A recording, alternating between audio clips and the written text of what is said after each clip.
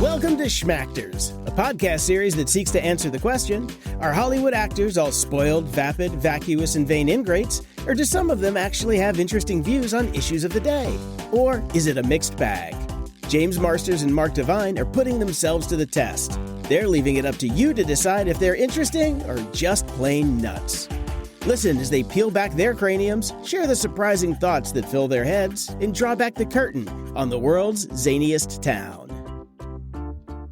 Oh my God! Well, day it's of Mark days, Devine. everybody. I James can Webster Marsters and Jason Flip DiFilippio. Oh man, it's been a hot minute. I've been out on the road, and Mark's been doing stuff, and it's just been a few weeks, and I'm so happy to be back. This is so good. I do want to hear you. So you've been on the road, conventions and stuff, James? Oh yeah. Was it good? It was fabulous. Uh-huh. Yeah. Oh my God. There's so many like little girls who are just watching Buffy. Like, that's awesome. Girls. Like the original fans are old enough now. Like it used to be like the young woman and then her boyfriend standing behind her, glowering at me. Yeah. You know, and I'd always like stand up and reach out my hand and be like, "Hey, buddy, come on in, come talk to us." And I wanted to make myself safe. Like I'm not trying to supplant you. I'm not hitting on your girlfriend, so you can get comfortable with her watching the show at home and everything. And so now that was back when I had blonde hair, and now more often it's both of them coming, having watched the show, and both of them are excited to meet me. And then they introduce their children who they're giving the show to. And it's awesome. A whole different thing. And it's just wonderful. Yeah. Oh, wait, dude. I totally forgot this. Hold up. Katie came running to me. There's a Buffy remake. Your wife. Coming up. And she was freaking out. And I'm like, to get a hold of yourself, all that. And I said, what is up with that? Is that? I'm so glad you said it because I've got big news and I wanted to drop it on Schmactors. Yeah. The big news is I can't talk about it. Come on, just on this one. No, just with you. No one will know. No, like I always say, you don't want to serve a half-baked cake, You want to wait till the frosting's on the cake and the candles are lit and the bow is tied and everything. Okay, and then so the cake is ready. This is not ready. So something's cooking. Let's go there. Is the dough being mixed? I think the dough, no. I think that the box of cake mix it's not been bought yet. I think that they're looking at the shelves, deciding which cake mix to use. Interesting. We're at that point. Okay, that's good. But that's coming from an actor. I don't know. Let me ask you this. Yeah. Because Katie just said, well, they can't do it without him. Tell Katie to check out season 3 of Buffy. Oh. Yeah. I was in one episode and it was a great season. Really? Oh, Yes, I didn't know that. A character called Faith, and she was the bad boy, and she was a girl, and she was awesome, and it was a wonderful character, and it worked just fine without me. Yeah. So. Okay, so you're in contract negotiations. You're trying to look for the right number, and so I'm not saying that that's true. Oh. I'm not saying anything. Okay. I'm not going to talk about it. Okay. There's so many ways I could make this less exciting when it comes out by talking about it now. You know what's great I'm not going to is talk about it. that you've stayed in shape, not because you have to, and you could do this easily with you being in shape still. You know what I mean? Like you're not Brando showing up on Apocalypse playing with the children. Where you have to sit. I'm not Brando because Brando is still awesome. They told Brando, you have to lose weight for Apocalypse Now because you're playing like this Kurtz character in the jungle and he's ripped, soldier. So get ready, Marlon. Yeah. And Marlon shows up having gained an extra 100 pounds and he still rocks it. Yeah. Yeah. And it worked doesn't around even it. matter. He's so amazing. It doesn't even matter. And no, I'm not Brando. I wish I was. Yeah. You are to a lot of people. Do you think that there's an avenue that they could take? Because Katie also said she's worried that vampires age, right? I mean, you're alive. That's the whole point. So we're vampires don't age. They're like the difference between a vampire and a ghoul is that vampires, they do the same thing. They both rip people to pieces. Yeah. And we hate ghouls. And we love vampires. What's the difference? Vampires are cute. They're pretty. They're and they always will be. And they offer us an escape from a central core fear that we all have, which is death. Yeah. And as we are so afraid of this that we don't want to think about how afraid we are of it. So we end up watching a bunch of TV shows and movies so we don't have to think about that. And then, you have vampires and it offers you an escape from having, from that worry. And it's the coolest thing about the character. It's why it lifts. And so, vampires do not age one day. So they could do the Bradley Buttons business on you, the where you just revert Brad. But Mark, you're tricking me. I'm just saying. I don't know how much that is. No, I'm not going to go there. I don't know. I didn't make Buffy. I was in Buffy. I stood on my tape and I said my lines. Yeah. And the same is true for every acting job I'm in. And I don't know. And yeah. Well, who's your biggest fan? Not only me. But I can't hear you, Mark. I'm sorry. Oh man, they're having technical. Jason, what's the first question? Hi. Yeah, this boy. Hi, Jackson. This boy loves that his dad is best friends with a vampire. Hi. Hi. He's always asking about James. I just saw your nose, Jackson. Good nose, man. Hi. Yeah, hi. Now this is me.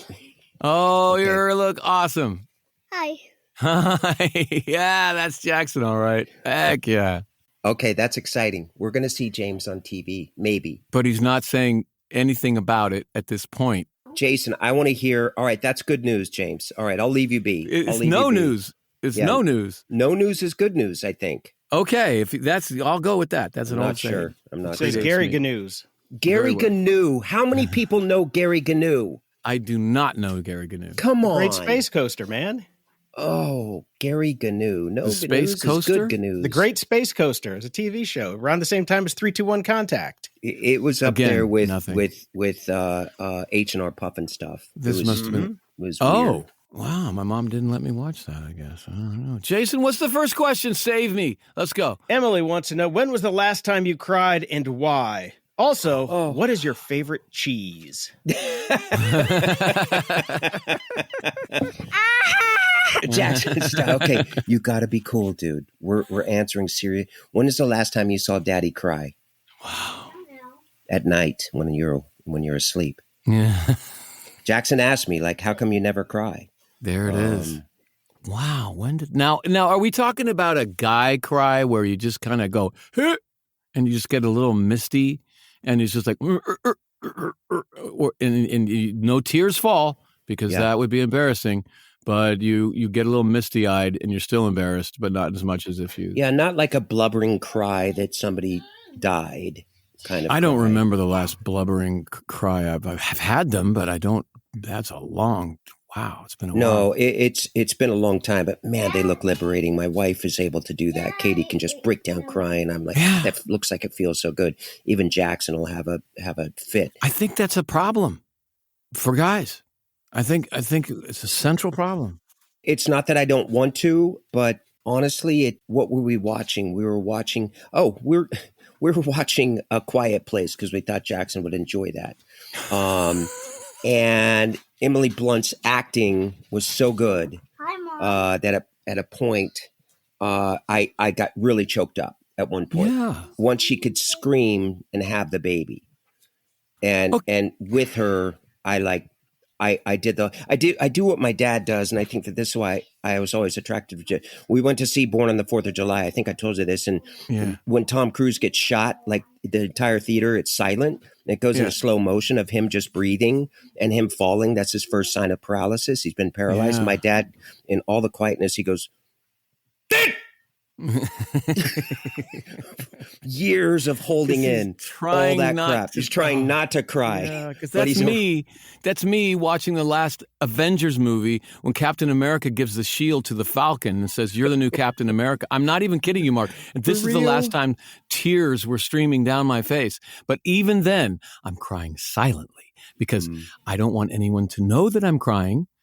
I'm crying, and I'm quickly getting the tears off before I have to get out of the theater because I'm embarrassed that I'm crying. That's messed up. Yeah, it is. Well, I'm just thinking, I haven't spoken to my dad for so long, and we were finally able to FaceTime, and I felt emotional, as my wife was like rubbing my back because I'm like, I haven't seen him forever, and he's in that stage, and I thought I'm supposed to be crying right now, but I it's not coming, and I don't know why. I don't know if I've talked about this, but there was this wonderful article by this sociologist that was saying, that women have a whole long list of things that they're shamed about in this culture. It's huge and it's crushing. Their weight, their age, their looks, their shoes, their everything. That's they enough. get shamed about. Yeah. And men only have one thing, but it's equally crushing. And that one thing is that we cannot be vulnerable. Oh. And it affects everything because, I think as a human being, I'm in a constant state of vulnerability. We're not a strong animal. So I have to deny that. And unless I push back against the social training that tells me I can't be vulnerable, it's hard for me to have a friendship. It's hard for me to connect with other people and say, man, I'm really hurting right now, or I'm really scared right now. And I'm really happy that I do have relationships with you, Mark, with Jason, where we are more honest. Yeah. But that takes work. And I've got to like swim against the cultural tide that does that. So, but yeah, man, when Captain America said, so it's through movies. Then the Falcon said, I don't know if I deserve it. And Captain America, I forget what. You're crying right now. Keep going. No, I'm not. I'm erect. No, I'm not crying right now. You're so vulnerable, dude. Oh my God. It's okay. In public. Oh, it's okay. So shameful. I'm such a weak man. Well, I will say I did do a guy cry in public, which was just like a little misty eye and like that look of emotion that I give another guy. I have a friend who was a Vietnam vet, and the guy died in his arms in Vietnam. Yeah. And for 30 years, he's been thinking about that. So he went back to see his platoon buddies, the guys that he went through the jungle with. They were in the jungle every day for a year. They got back to base like twice in a year. Otherwise, they were sleeping on the ground in the jungle, and they made it through. Like these group of guys, some guys died, and some guys got back. And he went back with them, and they were going to take a road trip to put a sign up on a highway commemorating this guy. Wow! And the dude was a little nervous because he hadn't seen these guys in 30 years. So the thing is, like, are they jerks? I don't, I don't know them. I'm going to be in a car with these people. I don't know. I hope it's okay. And he got back, and I asked him about it, and he said that they were all the most wonderful men. That's amazing. Yeah. They're just some of the best guys he's ever met in his life, all of them. And I just got misty-eyed because I had this feeling like, not only did you guys make it out of the jungle physically, but emotionally, you got through it too. Yeah. And you became good, and they had kids and they had families and their lives were good and warm and sweet, and they made it, to the other side of that experience. And I just kind of looked at him like, yeah, man, and I felt like that's still manly. It's still manly that I can show this emotion. And that's what I'm calibrating because people are around, But I look at that man because I know who this is, and everything about that man I would like to be like. Right. I've never seen just it's a resting happy face. Yeah, best dude in the world. Yeah, and so we'll always reach out to people. More importantly, I think, is the conversation about cheese. Yes, because there's a lot of cheese out there. And a lot of it is very, very good cheese. It's a lot of quality stuff. I like a good camembert.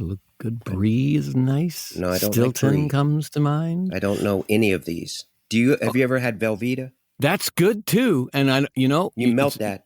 You can't always admit that. Some people will judge you for it, but I think it's even the French are using Velveeta cheese now. Really? But it's technically not kidding. cheese. I know. What? What are you talking It's technically not cheese. Come on. No, it's oil. Cheese product. It's What is cheese-like it? substance. Yes, I don't know. Oil. It's oil that tastes like cheese. There it is. But it tastes good like cheese, and you got to admit it, Jason. And try this. Try having nachos with real cheese, and Terrible. you'll eat that stuff, and you'll be like, oh, man, I wish I had some Velveeta. Yep. I'm not a savage. Or cheese And whiz. we even have a better. block of it that's been sitting in the cupboard for 3 years. So It's okay. It's Velveeta. I know. It's not cheese, so it's okay. Because I'll go and just take a bite, because I just took the foil off, and I just take a bite of it at night.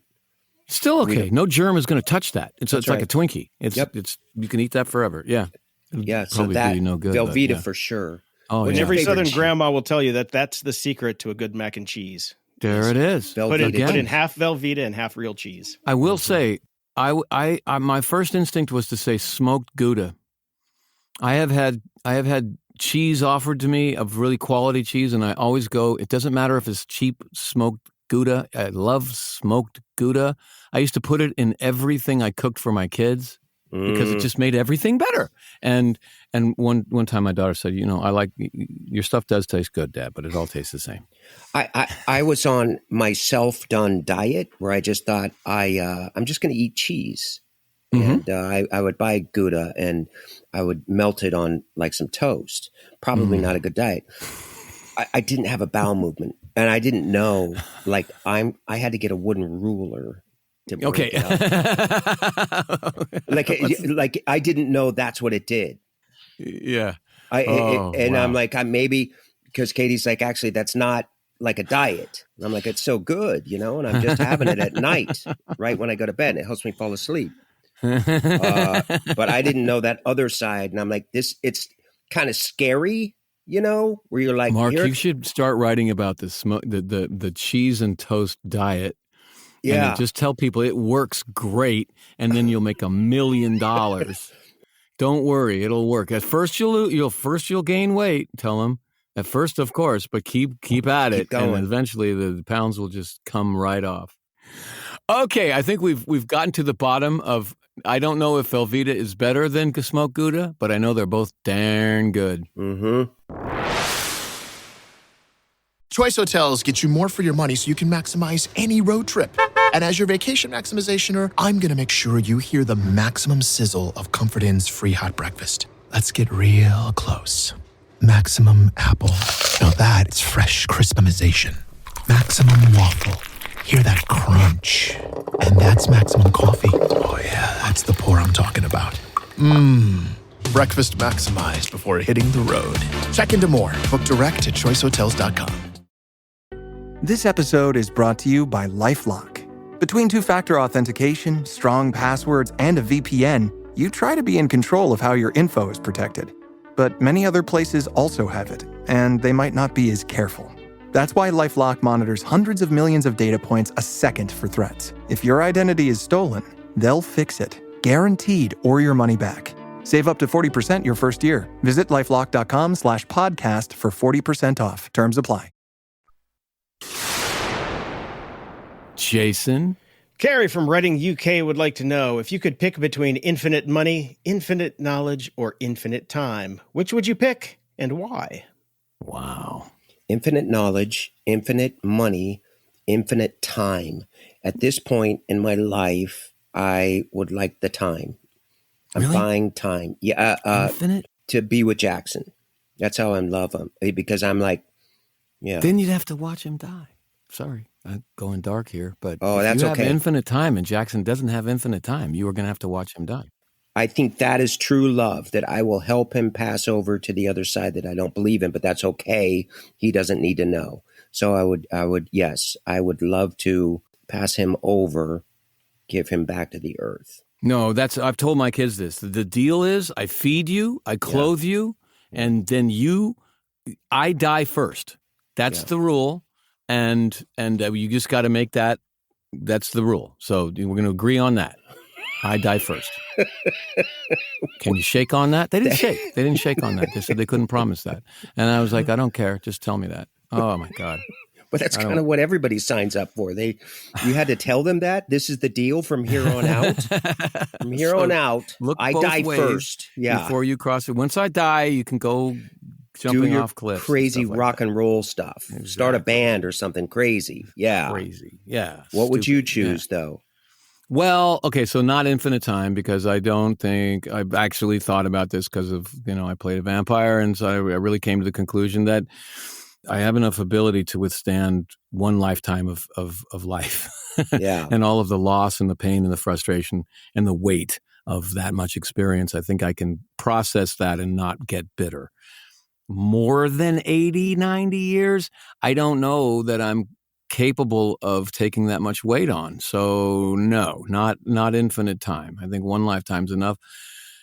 Infinite, what is the other? There's money, and then what's the other one? Knowledge. Knowledge. No. Oh, God. Infinite knowledge?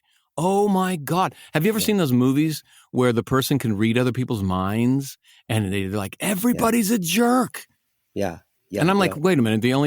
The difference between a jerk and a nice person is a nice person is not telling everybody what they're thinking all the time. They're editing themselves so that they, you know what I mean? It's not being telepathic or whatever that is. Well, but see, infinite knowledge would mean that I would know that I would have the knowledge of what other people are thinking, and I don't need to know what everybody's thinking. I don't think of it like that. God. I would love more knowledge. I love having wisdom right now. Mm-hmm. And I know that my brain will, start forgetting things and all that, but through experience, we get the wisdom. But I think that nobody will listen to us now. I was thinking about this the other day. I think the amount of stuff that I know now, as opposed to when I was, say, 20, is actually not that much more. There's some more, but not that much more. I'm serious. You've experienced the death of your father? But I mean, I think that the amount of stuff that I think I know has shrunk considerably. That's interesting. And I think that might be one of the building blocks of wisdom. I don't know. I think all the guys with wisdom, didn't they end up killing themselves anyway? So maybe I don't know if that's why. I don't know. Kurt Cobain, he had wisdom. Yeah. Sartre, Aristophanes, Stipholonius, Monk. I don't know. So how about infinite money? No. How about infinite money? Okay. Well, I guess if I had infinite money, I would have to be very careful not to spend it, because if I spend infinitely, then it's going to make inflation go wild all around the world. There'll be so much money dumped in the system without any more products to buy, and so the price of everything is going to skyrocket for everybody. You're going a lot deeper. I just think of like going to the. It's the word infinite that scares me.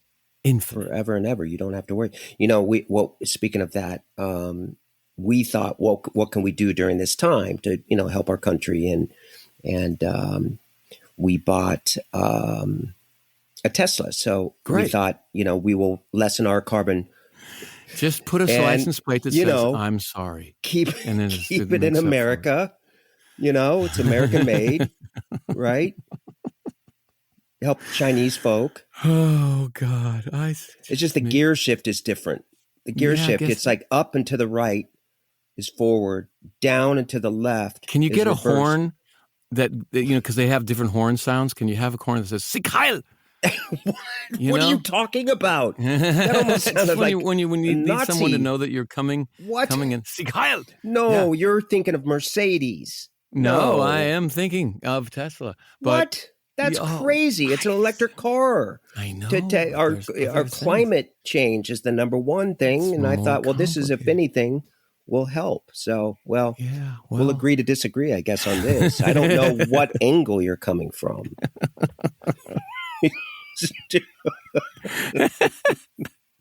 This has nothing to do with cheese. Next question. No, Mr. Infinite Knowledge. We're on a different question now, sir. Oh, but we answered it. What was the cheese question? No, we've already done that. Jason, what do we got? Paula from Madrid, Spain would like to know, how do you overcome your nerves at a play premiere? Oh, the weird thing about an opening night, strangely, is that everything goes great. And I think maybe part of it is everyone's really concentrating really hard and they're really present for opening night because they're nervous. And also, I think there's a lot of friends in the house, so there's a lot of support. And actually, the audience in theater has a big responsibility about what kind of performance they're going to get. And so if they're really engaged and they're showing up and they're being present, it feeds the actors and the whole thing can take off. And if the audience is either drunk or tired or not, or just kind of like sitting there till it's over, then there's less than that is, you just can't get to the same place. So it's both sides need to show up for that event. And so, yeah, weirdly, everything seems, it's almost like magic. Everything. But do you remember the first time you went on stage? Yes, Mark, I remember my first. Oh boy, here we go. Here we go. Winnie the Pooh was the production in 4th grade, and I played the role of Eeyore. Which I think is a more taxing role, really, than Winnie the Pooh himself. Although I did play Winnie the Pooh himself later in my career. However, this first one was Eeyore, and I... Yes, you got into the gravitas. to find the pathos. The pathos. Of that character, and relate it to my inner life. Did you wear the costume? Oh, yes. Oh, yes. I was 9 years old, and I was so sad. I wanted everyone to know how sad I had made myself for this role. Yeah. And I think I had a good time. You know, it's all parents. No one booed. All right, let me get into this, because I just... Sir John Gielgud said I was so nervous.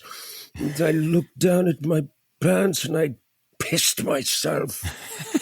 And they said, well, how did you get over that? And he said, I just stopped.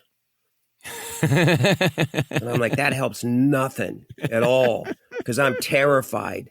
I get terrified. I was so terrified. So I would try to just meditate before. And then I've heard somebody say, like, if you can just make it not a big deal somehow, and keep talking to the other actors, and like even, doing that annoying acting stuff of like, hi, James, how are you doing? Okay. Whatever. That helps you, because I was terrified all the time. I was so terrified. I always reminded myself there's a plan. We have a plan about what we're going to do. And if we just execute the plan, concentrate on that. Remember your lines, remember where you're supposed to move, remember all of the decisions you made in rehearsal, and just execute that, we're going to get through it. Because there's a plan. And I'd cling to that. Olivier, he had that. He had horrible stage fright. And that's where he decided he's just going to perform, even if he wasn't there, for his best friend. He wants to show. So he would think of that one person.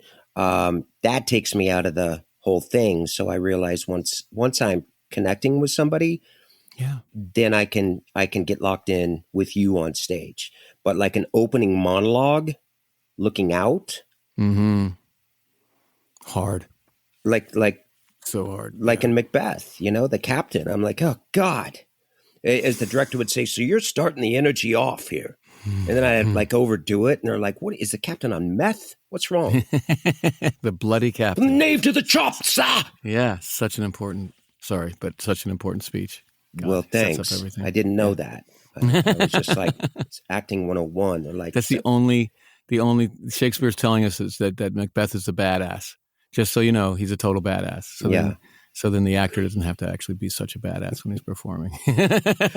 I decided to like add a limp, he's walk wounded. He's bloody. Yeah. Yes. But then like he shows up later at a party and, I'm perfectly fine. And a number of people would come up and say, so how did the captain's limp get better? And I'm like, oh, God. This is like now I realize just the worst acting stuff, worst acting choice, whatever. Where I'm like, I didn't think anybody was really watching me. I guess keep the limp. This brings up something, the difference between stage acting and film acting. I was horrified when I got to LA and realized there's just a quick rehearsal. You just do it once and then you start filming. Yeah. And there's no plan at all. No. And you're just going to wing it, basically. And then they're going to film that, and then millions of people are going to watch it. Right. And I was just like, wait, let's do a little more rehearsal. Let's do one more run through. No, we don't have time. Let's go. I was just like, wow. Get in, get out. Do your job and leave. Yeah, it's the hardest thing. Yeah. The guest stars. Yeah. And realizing later that you don't want to rehearse it. You want to save those real moments where the idea comes to you so you can have a real experience and the camera can document something that's actually happening for the first time, not the second time. So now I don't want to rehearse. But boy, when I first came down, I was just, what? It's so... I have no plan. Oh. Going back to crying, who was it? Starsky and Hutch, the guy that played Starsky, he's a director. He's actually really cool, but he directs a lot. And doing Judging Amy, I showed you my reel, man, and I should have taken this part off, but he's like, so he goes, so he's freaking out, right? Because he's being accused of murder. But here's the thing, he didn't do it. So you've got to show with every fiber of your being that he didn't do it.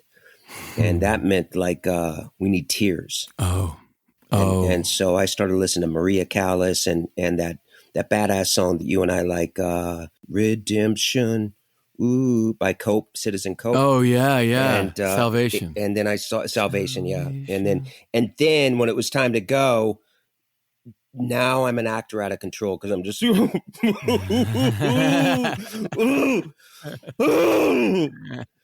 and he's like, get closer. And so it's just getting closer, and it's just so badly done by me and overacting, and and I'm like, you had to do it like all day. Now I'm too exhausted to do the other stuff, You went full cry. Yes. Yeah, you can't do it like a Hollywood cry is completely neutral face, so you're pretty, and then the tears just roll out without you going like that. Yeah, and you see it all the time, and like, how do they do that? Because they have it's the glycerin.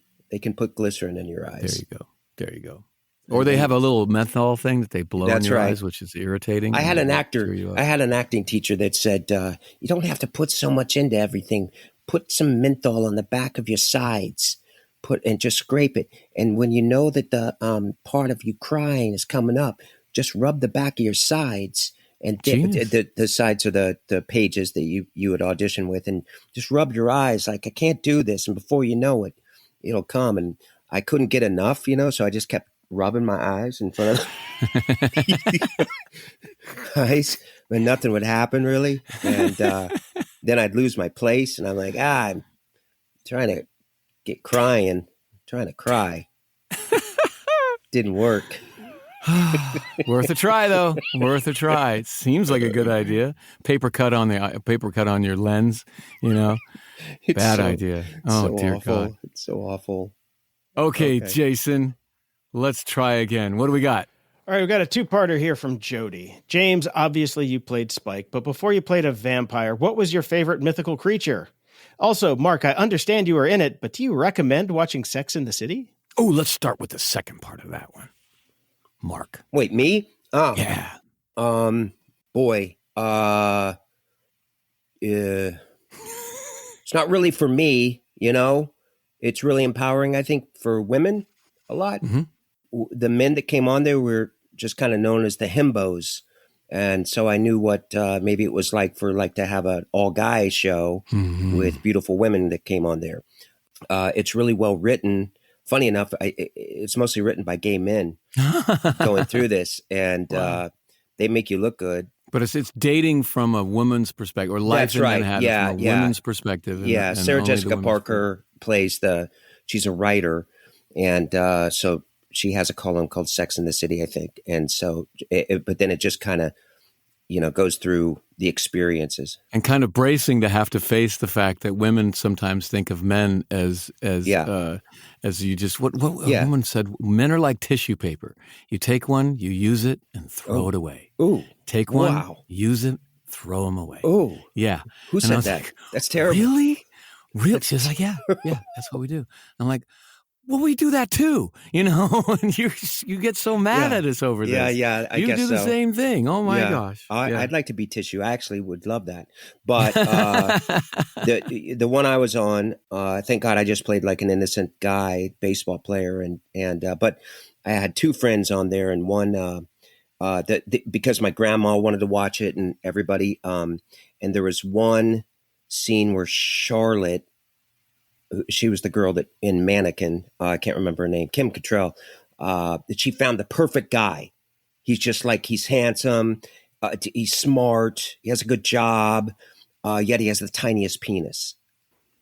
Ooh. And so when they'd have sex, everything, she'd look into the camera like, oh, brother, can't feel a thing. And that's the only reason my grandma wouldn't watch it, because my mom's like the tiny penis guy. I don't think grandma should see. And that's when grandma started sending me checks, out of nowhere. And you don't have to do that. And I cast them. No, and she said, I wish you'd stop these sex films. But yeah, it's a good show. Yeah. And then, so watch it. Everyone watch it. And watch Mark, because Mark is amazing in that show. He's amazing. Still gets recognized for that show. I think my favorite mythological creature growing up was the Minotaur, because he was always cool. Like, there's no uncool Minotaur. They're always like, they got a chest and they got a bow and they're very manly, a Minotaur. What do they look like? Is it a Minotaur? No. Centaur. Centaur. Yeah. Half horse, half man. Yes. And I've realized, you think you're half horse? There's a part of a horse that, everyone would like to have, I suppose. Both, like, men would like to own one and women would like to play, and there's that part. And maybe that's why Minotaurs are always really cool and always really manly, because everyone knows. Oh, I didn't even think of that. I don't go there. I just thought it'd be fun to take rides. Like, if you were a centaur, I'd be like, dude, can you take me for a ride? I'm always like, when I watch a movie and a woman's going to date a centaur, I'm like, be careful, hon. Get ready for that, Yeah. Whew. No, I've seen that in real life at a party. Mm-hmm. Wow, you went to different parties than me. So that was amazing. That was good. I think we ended on centaurs, which is maybe not the highest brow that we've ever ended on. But you taught me something. I did? Yeah, I didn't know. I don't go to that level of thinking. Oh, so the centaur thing was actually I just thought illuminating. It was cool. Yeah. Okay. Well, I'm glad. I'm glad to help in that way. Maybe it's just me, but I don't know. Guys, I have had a great time. I can't wait to come back and do this again. And people out there, thank you for not putting us on fast forward and going to your next podcast. Thank you. Hanging in there till the end. We're going to find out if James, when he's going to be on, if he's going to be on the new Buffy. Oh, yeah. Big news next week. Everyone tune in for the big news. Come on, Steve. Get the contract done. Thanks for listening to Schmactors. Join James and Mark next time for more pointed pontification on the topics of the day. Do you have a burning question that you just can't wait to have the guys answer? Well, then head on over to schmactors.com and send it our way. If the answer won't get them canceled, we'll add it to the queue. And if you have a friend who you think would enjoy the show, use the share button in your podcast player and send it to them directly. Trust me, it'll make their day. Signing off for James and Mark, this is producer Jason. Until we meet again.